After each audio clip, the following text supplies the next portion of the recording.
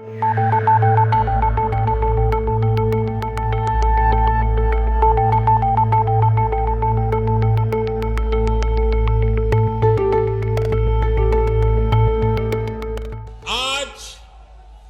मेरठ की sports university major Dhyanchand जी को समर्पित की जा रही है। और जब इस यूनिवर्सिटी का नाम मेजर ध्यानचंद जी से जुड़ जाता है तो उनका पराक्रम तो प्रेरणा देता ही है, लेकिन उनके नाम में भी एक संदेश है।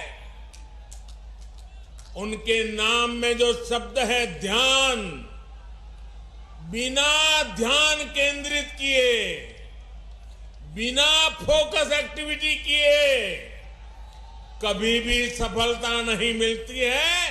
और इसलिए जिस यूनिवर्सिटी का नाम ध्यानचंद से जुड़ा हुआ हो, वहां पूरे ध्यान से काम करने वाले नौजवान देश का नाम रोशन करेंगे, ये मुझे पक्का विश्वास है। 700 करोड़ रुपए की लागत से बनने वाली ये आधुनिक यूनिवर्सिटी दुनिया की श्रेष्ठ स्पोर्ट्स यूनिवर्सिटी में से एक होगी। पहले की सरकार अपने खेल में लगी रहती थी। पहले की सरकार की नीतियों की वजह से खेल और खिलाड़ियों को उनकी तरफ देखने का नजरिया बहुत अलग रहा। खेलों के प्रति सोच और समझ का दायरा बहुत सीमित हो गया था।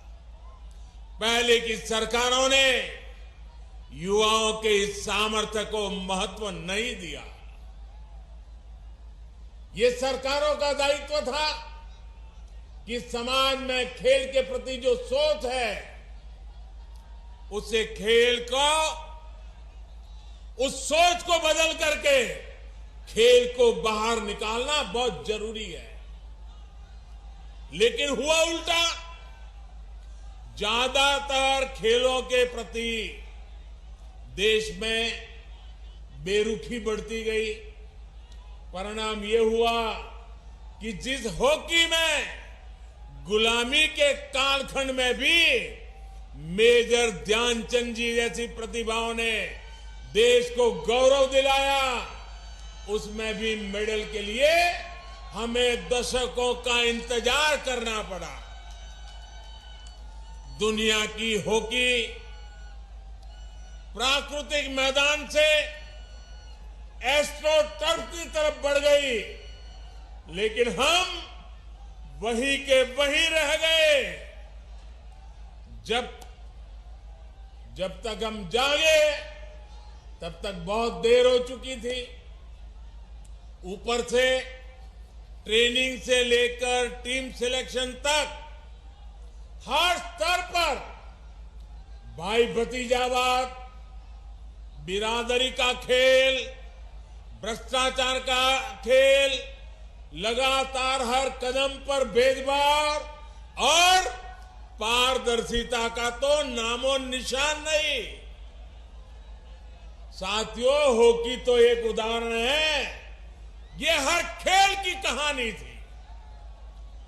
बदलती टेक्नोलॉजी, बदलती डिमांड, बदलती स्किल्स के लिए देश में पहले की सरकारें बेहतरीन इकोसिस्टम तैयार ही नहीं कर पाई। साथियों, देश के युवाओं का जो असीम टैलेंट था, वो सरकारी बेरुखी के कारण बंदिशों में जकड़ा हुआ था। 2014 के बाद उसे जकड़ने से बाहर निकालने के लिए, उस जकड़ में से बाहर निकालने के लिए हमने हर स्तर पर रिफॉर्म किए। खिलाड़ियों के सामर्थ्य को बढ़ाने के लिए हमारी सरकार ने अपने खिलाड़ियों को 4 शस्त्र दिए हैं। खिलाड़ियों को चाहिए संसाधन, खिलाड़ियों को चाहिए ट्रेनिंग की आधुनिक सुविधा, खिलाड़ियों को चाहिए अंतर्राष्ट्रीय एक्सपोजर, खिलाड़ियों को चाहिए चयन में पारदर्शिता। हमारी सरकार ने बीते वर्षों में भारत के खिलाड़ियों को ये 4 शस्त्र जरूर मिले, इसे सर्वोच्च प्राथमिकता दी है। हमने स्पोर्ट्स को युवाओं की फिटनेस और युवाओं के रोजगार, स्वरोजगार, उनकी कैरियर से जोड़ा है।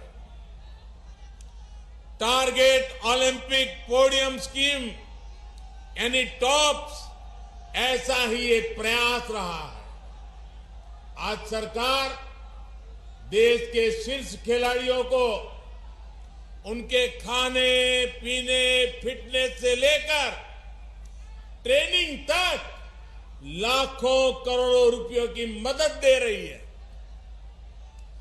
खेलो इंडिया अभियान के माध्यम से आज बहुत कम उम्र में ही देश के कोने कोने में टैलेंट की पहचान की जा रही है।